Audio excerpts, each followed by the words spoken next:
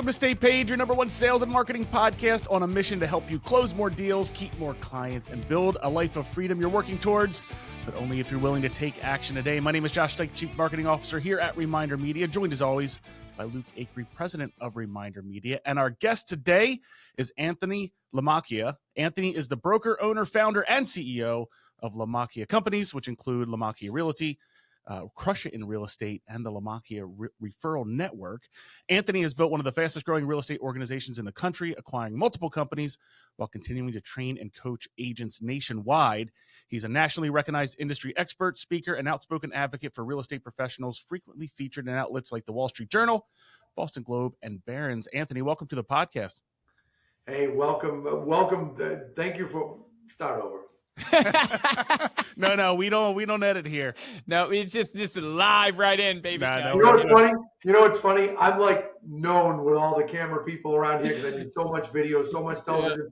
Yeah. I never stumble. I one take everything. So we need to literally take this snippet and put it all over the internet. Hey, look, this guy screws up too. All right, but thank you. What I was trying to say was thank you for the warm welcome. I'm happy to be here with you. And I have to say, Josh fooled me because when we were doing a little, get to know each other before, Josh seemed like kind of a quiet guy. As soon as the light went on, it's just the radio voice. He reminded me that, remember Micro Machines when we were kids and there was a guy that was the TV ad? That's what he reminded me of. He was going so fast and so animated. We don't want to make people listen on 2X. We're a real life 2X speed here. Yeah, we are. Stay Paid. He's been known for the best intro in the biz. Hey, man, I am so excited to have you on. I mean, you are just absolutely crushing it in the space, not only with your coaching company, which is crushing it in real estate, but also your brokerage and everything you're doing there. You have acquired a ton of companies, and we haven't talked to a lot of people on the show about,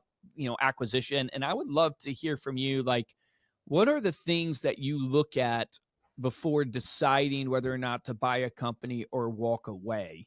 Because I think you've done 10 in the last 17 months. Is that I think that was as of last year. Yeah, we're at 11. We did 11 in about 26 months. As of right now, if you measured, it'd be 11. And these are real estate companies you've bought. Brokerages, 11. Yeah, geez, Louise, man. Yeah, so what do you look at? Like, what are the top things, maybe top 3 or so things that you look at, and what makes you walk away from a deal versus being excited about one? Well, location plays a part. Size of company plays a part. I mean, unless I'm determined to get into a specific geographical market, I want to make sure that the company depends on the market, but somewhere between at least $50 and $100 million a year in annual sales volume in order for us to be able to afford the branch and have enough meat on the bone that we can do the deal and pay the owner and all that. Most of the deals that we've done, the owners are making much more money by selling to us and getting paid in an earnout. But location, size of company, and also the leadership of the existing company. I mean, we pay attention to, what's the leadership of this existing company like? Are they on top of the agents? Do the agents respect them? Will the agents follow them to sell to us, or are the agents going to kick and scream and cause trouble kind of thing? And those are some of the things that we look at. What tends to be the things that break down after an acquisition? Like, is it the culture? Is it the agents sticking with you? Is it the leadership? How do you kind of approach that and fix it? Well, fortunately, we haven't had much of that. We've had 2 acquisitions out of 11. I mean, we've done probably 15 in the last 10 years, but we had a lot in the last few years. 2 of them got a little bit bumpy. And the breakdown is when people don't give it a chance. If the agents don't give it a chance, and it usually happens with spoiled agents and with a leader that isn't quite able to get the agents in line, isn't quite able to say to the agents, hey guys, cut it out. I decided this is the right company for us. I decided Anthony was the best leader for us. Please give them a chance. Well, when most owners say that, the agents go, okay, all right, I trusted you, so I trust. I'll give it a couple months and see how it goes. Once they're with us a couple months, they're fine. But that first few weeks is a dicey period where people can be flight risks. We're in a very unordinary business where people are constantly getting called and getting offered more money, higher split, more of this, more of that. And we went through a period of time from 2019 till about 2022 that we entered what I refer to as fairy tale land. right? We entered this place that some of these large companies they were offering things that they don't make numerical sense. Yeah, and insane. And in some cases, it was some of the large companies, some of my biggest competitors that just made financial decisions to say, screw it, we're going to gain market share. We don't care if we lose money. That's capitalism. They're able to do that. But there's also something else. There were a couple of companies, I can think of one here in my market, who, they were dipping in escrow and cheating the system.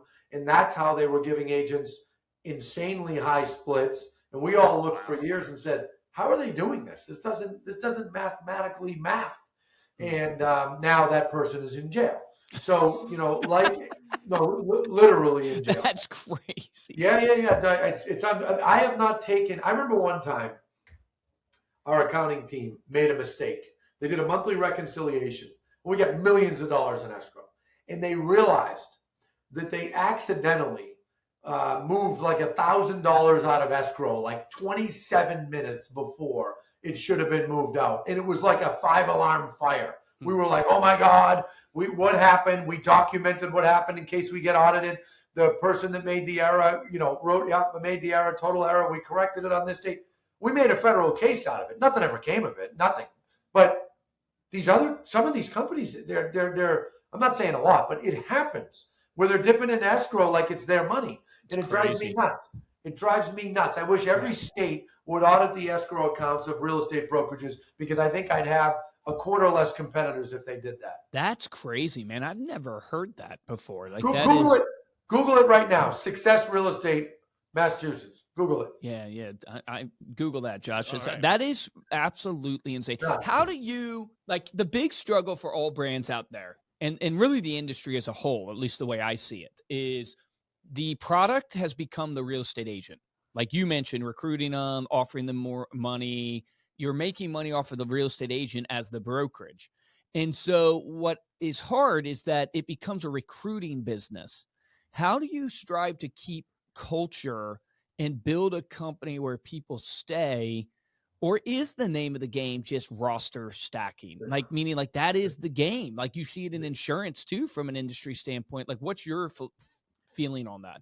The brokerage game is recruiting. That's it. That's the number one thing you have to focus on. But I will tell you, I built this company from a team model.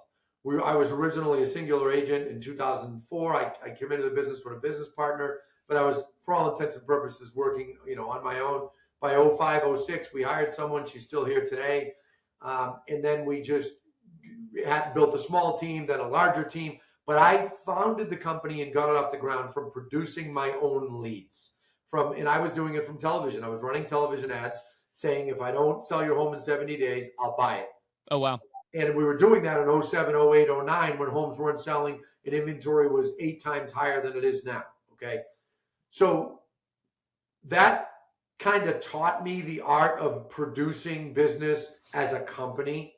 So now we still do that. And most brokerages, they just hire agents and all the sales come from the agents. With us, about 82% of the business last year was agent produced and about 20% was ours.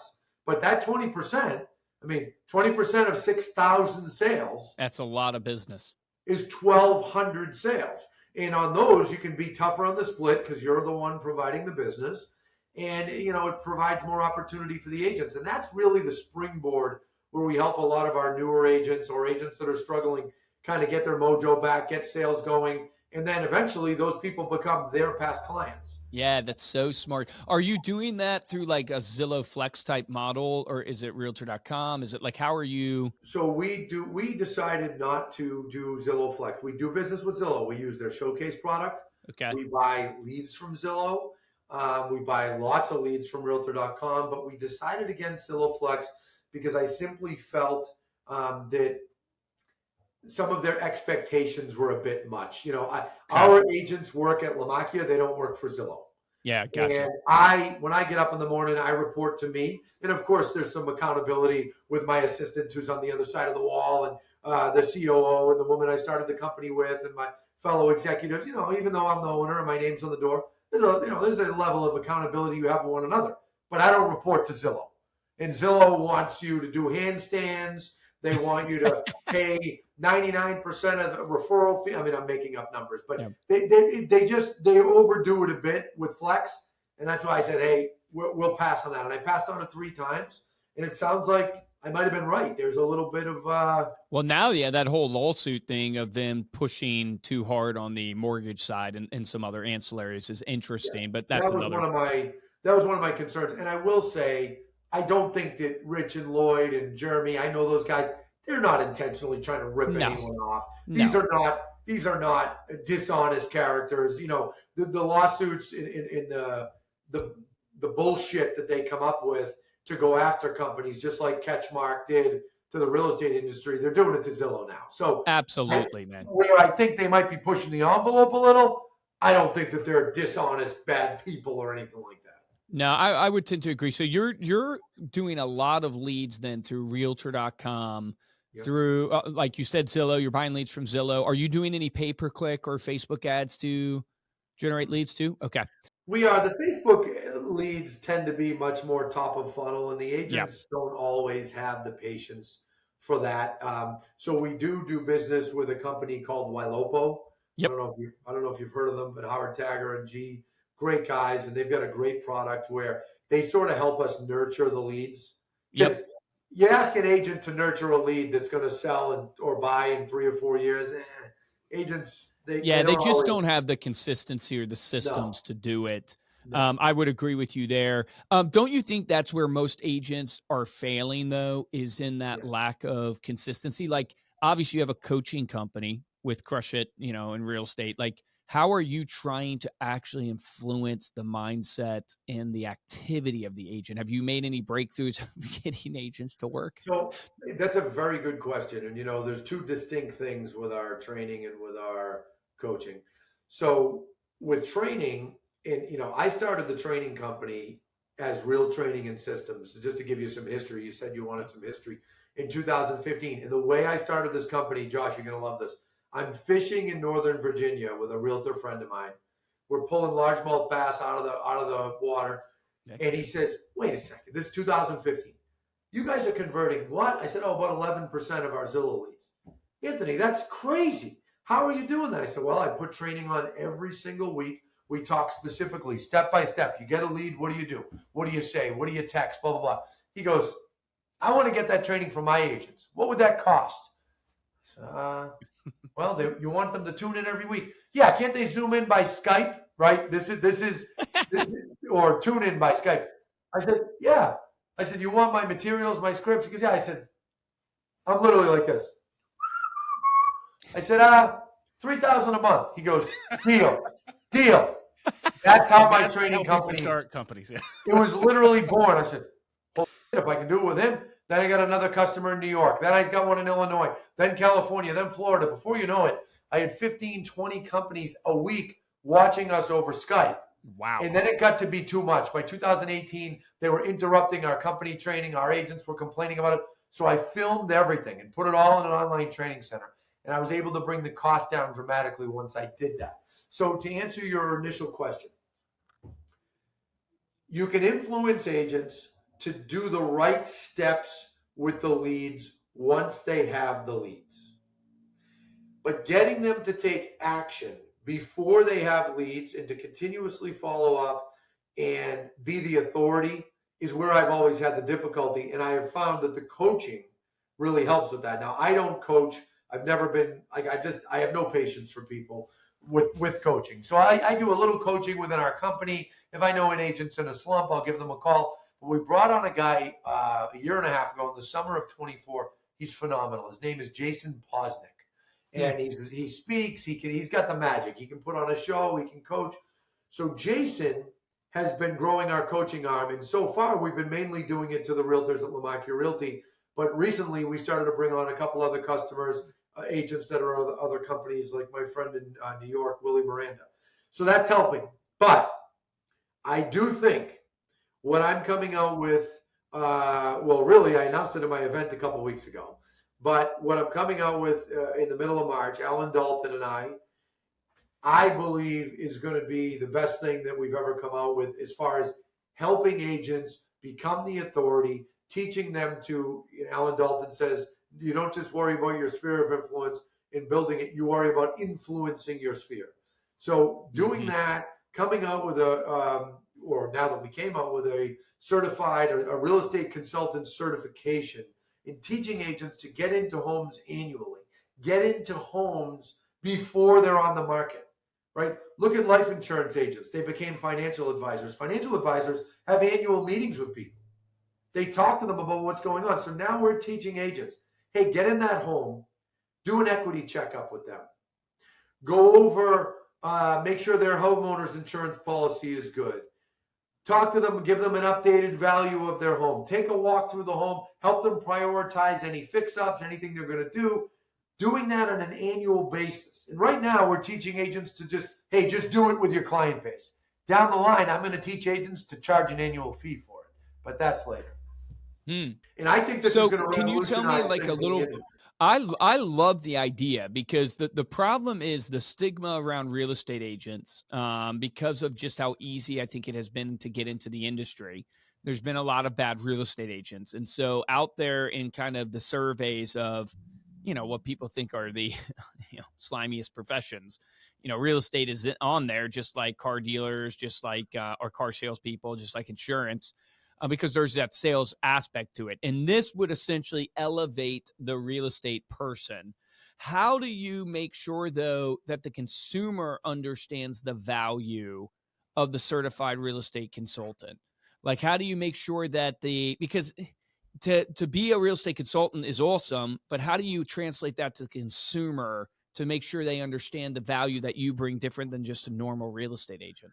Well, that's a good question, and I'll have a better answer for you in a year to see how good of a job we do as a company and teaching the agents to do that with their buyers and sellers. I believe that society and consumers as a whole look up to consultants, and the fact that we're going to have a certification for it, so that people have to get certified and go through extensive training. We have video training, we've got a workbook, we have a book. There's a lot of training on step-by-step how to do this. I insisted on this. We also have a whole section that teaches them how to work with the clients, right? How to land the client and then how to navigate, get the home listed, get the home sold, watching out for pitfalls. Because I said, I'm not doing this unless I can also teach them to be a good practitioner. And Alan agreed immediately because there's a lot of agents out there, like you just said, that they don't really know what they're doing.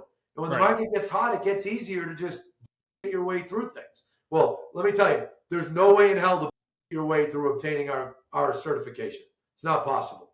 Does it count towards continuing education?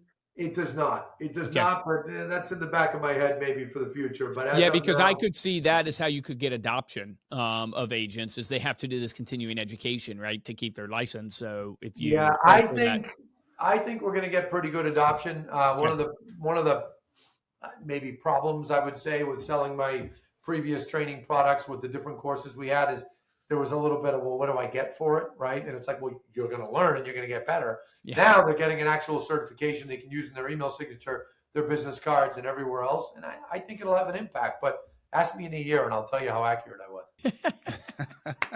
How would you, what do you tell an agent who's struggling? Like we have this call-in show every week. We have people call in and ask a question. And probably the number one question right now is the market is hard. And we had a guy that called in and was literally just trying to survive till the end of December. What would you tell an agent in a market like this? What should they do over the next 30 days? If someone's listening to this saying, hey, if you're struggling, here is what you need to focus on over the next 30 days in today's market. So at this time of year, there's a lot more agents that feel like they're struggling. And I think some of them, particularly those in the northern states of the country, have a tendency to forget that it's winter.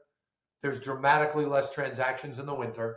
Many people are waiting for their flowers and everything, and they shouldn't, but they are.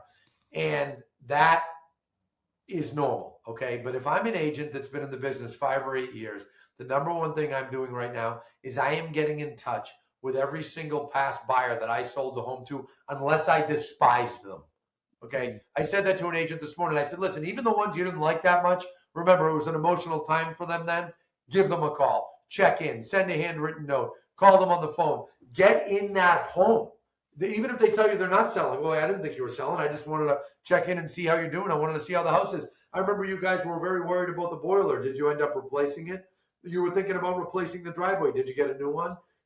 Checking in on those things. And then I'm going to be in your neighborhood in a week or two. Why don't I come by for 20 minutes and say hello? You need to be in touch with those people. And the good news, most agents at my competitor companies, they won't do that. Yeah. But my agents do. Mm. Right? We teach our agents to get in touch with people. We teach them to follow up with people. It makes a world of difference. And not to say they all do it, but those that do more business. Yeah, it's so true. It's like the calling your sphere, checking in on your sphere, being top of mind with your sphere. It's where the majority of the business comes from. All the stats say it. Everybody knows it. I think the blocker is they feel awkward calling somebody or reaching out to somebody they haven't talked to in 3 years or 2 years. How do you try to help agents overcome that? Is there any tactics that you guys use, or just is it get over it? So let me tell you something. About 8 years ago, I rolled out our own working by referral course through Crushing in Real Estate.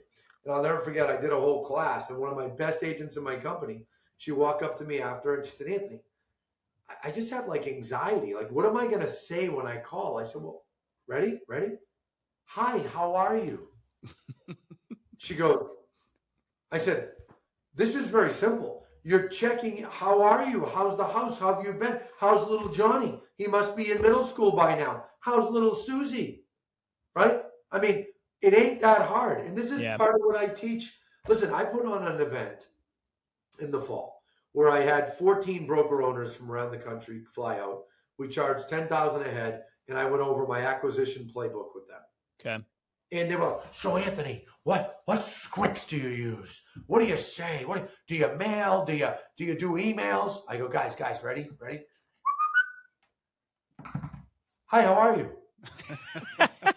I thought I'd call and introduce myself. I know that our agents do a lot of business together, and I thought I'd say hello. Bill Brady, your agent does a great job. What's going on? Hey, the Patriots are headed to the playoffs. Number one is get to know them. And that helps a lot with recruiting.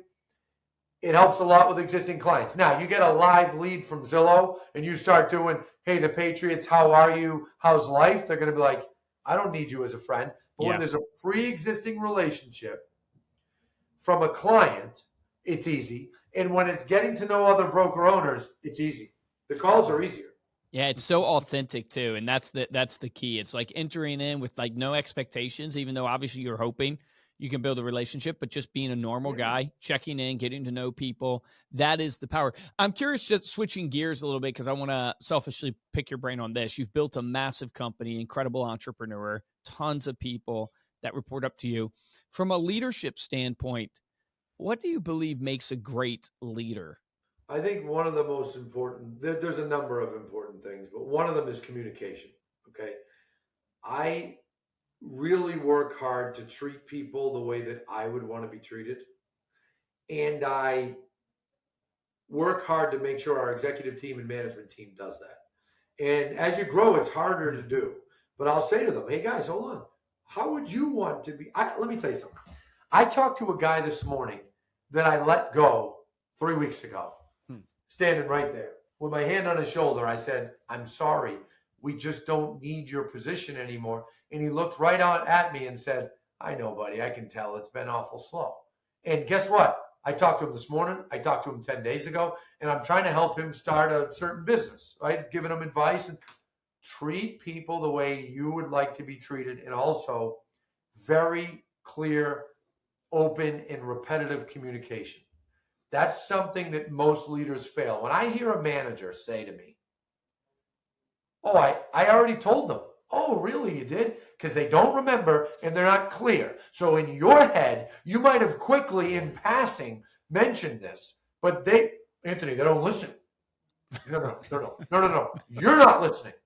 Because you told me you told them once, which means you didn't tell them. And they look at me. Right? I tell managers that. I said, don't ever tell me you told a staff member or an agent something when you really told them something once in passing. That's not telling them. Yeah, that's so good. The burden of communications on the communicator. When But you're a most leader, people, listen, every single month we have a meeting sequence, okay? We have an executive team meeting on a Friday. We have a all management meeting on a Monday or a Tuesday. And then Tuesday afternoon, we have an all staff meeting. And then Wednesday, this is once a month, this cycle. Wednesday, we talk to the whole company. And we tell them about changes. We call it monthly company updates, 12 times a year. And we talk to them about changes we're making, policy shifts, sometimes things they don't want to hear. But I say it at the exec meeting, we go over it, myself and our chief operating officer, we go over to the management meeting, we go over to the staff meeting, we go over to company updates. So if you're an executive or a manager, you're hearing it 3 times by Wednesday.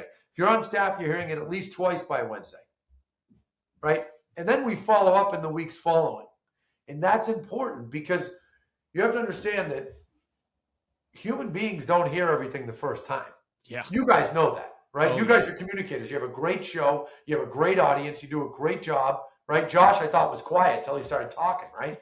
and then, but to get through to people is not easy. Imagine running for president. You're trying to get a message out on something you're working on. Yeah. I say to it's why Trump is so good because at communication is because he takes complex things and puts them into common man language. And he repeats it over and over and over and over. There's another thing that he does. And I said this to my cousin I'm very close with, but we argue, me, him, and my dad. We're always debating politics and stuff. There's one other trick that Trump does that I do it in my company. When he first puts a subject out, he does it with 1 or 2 sentences, and he says like something outrageous. And what does that do? It gets everyone talking and gets the media reporting on it. Then about 4 days later, he goes, "Oh yeah, no, I mean that, but we're going to do it like this, and we're going to do it like that." And then people go, "Oh, Trump backpedaled. He backpedaled on what he said." It's like, no, guys, it's a strategy. He says a high level. He pushes the envelope with what he wants. I'm going to build a wall in Mexico. No, we're going to build a wall, and Mexico's going to pay for it, right? Yep. But think, before Trump was Obama. I'm going to fundamentally change America, right?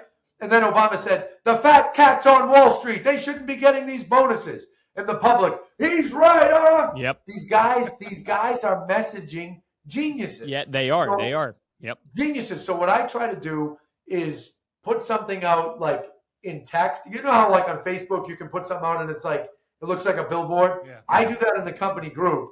And I let it fester. And then people sometimes respond, oh, here he goes. What's he going to tell us? I wait 2-3 days. And then we do clarification, right? When you put out boring statements. Yeah, no one reads them. I mean, did you guys happen to see all the videos I did with the real estate cases when I was like going after the lawyer and all that? Okay. No, I don't think I did. 2 years ago, I was doing videos picking apart the real estate cases. And I was pushing envelopes, saying some wild things. Well, because of that, every week I was in RIS Media, Inman News, Real Estate News, Housing Wire. And I bumped into a few people, particularly in the NAR circle, small percentage, but a few people that were like, Anthony, I know everybody thinks you're defending us, but I think you're coming off too much. You're too pushy. And I said, listen, if I went on camera and said, I do not agree with these cases, I believe they are unfair. Here's what realtors do. Who would tune in? Nobody. So true. Yep, it's so true, man. Yeah, you got to get attention. It's the first rule of marketing is get attention, right? It says sales, it's your bold claim. It's like, what is your attention-grabbing headline? What is your attention-grabbing piece that will get people to listen? Because there's so much noise. There's like the average human sees 10,000 ads a day, right? And so you're just like, there's so much noise. How do you cut through that noise? Yeah, great tip.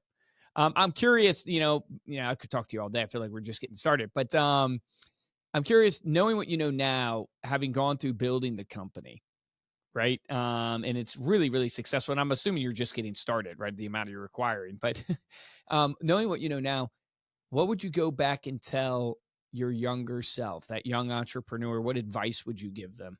I mean, I would save myself millions and probably have more hair on my head. These receding lines wouldn't be as bad. There's a whole bunch of things. I mean, we're past just getting started, but I'm 44 years old.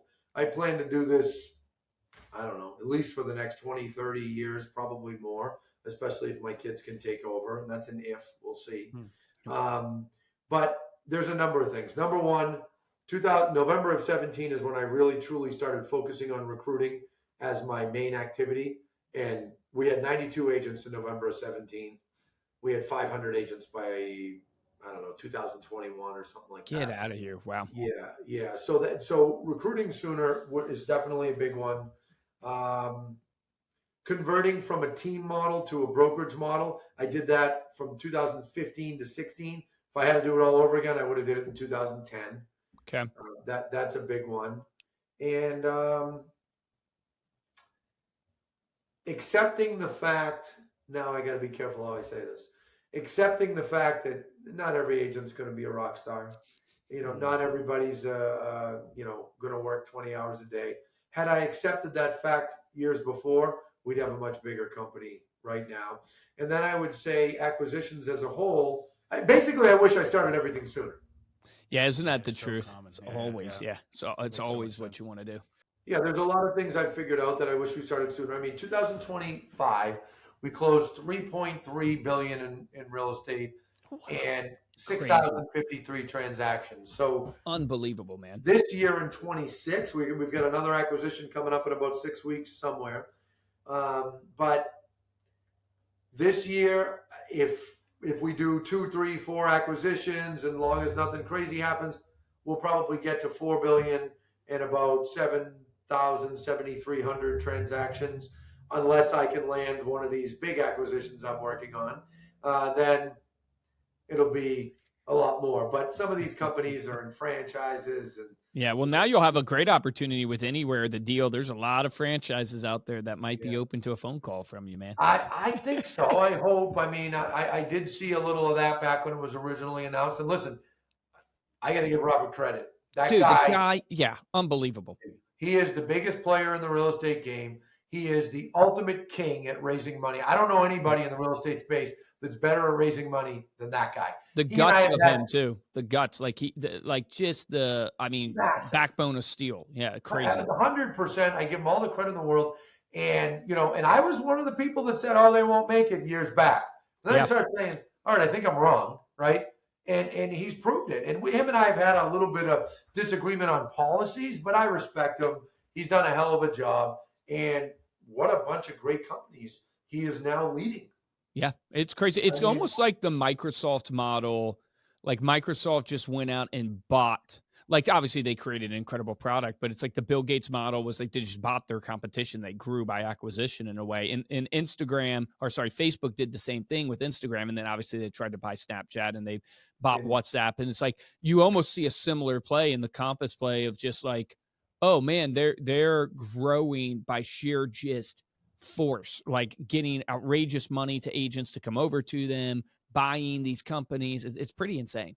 It definitely is. And I'll tell you, that's what I'm going to focus on most in the years to come is acquisitions. I run the company and all that. But the more time I put into focusing on acquisitions and dialing the phone, the more that we grow. And that's where most of my focus is going to be in the years to come. But he is definitely the leader at that, and I give him credit. Yeah. Awesome. Yeah. Anthony, this has been great. Before we close out, where do you want people to go to find you? Instagram, at AJ Lamacchia. I don't go by AJ, but my Instagram handle is AJ Lamacchia, or they could visit lamacchiarealty.com. Awesome. We're going to include links to that in the show notes of this episode as well, which you can get at staypaidpodcast.com. Anthony, thanks again. And thank you all so much for listening. If you enjoyed this episode and want to show your support, go to youtube.com/remindermedia. Give this video a thumbs up. Make sure you are subscribed to the channel and go check out Anthony's YouTube channel. Yeah, it's really good. Yeah, Crush It in Real Estate. If you want to get hold of me or Luke, you can email us at podcast@remindermedia.com. And of course, you can follow us on Instagram as well. We are at Stay Paid Podcast for this episode of Stay Paid. I'm Josh Dyke. Guys, I'm Luke Acree. Anthony, amazing, dude. I can't wait to have you back and get to know you more. Just crushing it. Seriously, really appreciate you coming on. Action item for everybody listening to this. We like to close out every podcast with an action item. I think you gave them the number one thing they should be doing right now to change their business in the next 30 days. Call your sphere. You see Anthony literally before I even said it, picked up the phone and started acting it out. That is what you need to do. Call your sphere. If you're a broker owner, team leader listening to this, you should be calling the recruits that you're trying to recruit in. Make the phone calls. It's the difference between top producers and mediocre producers. Take action on that today.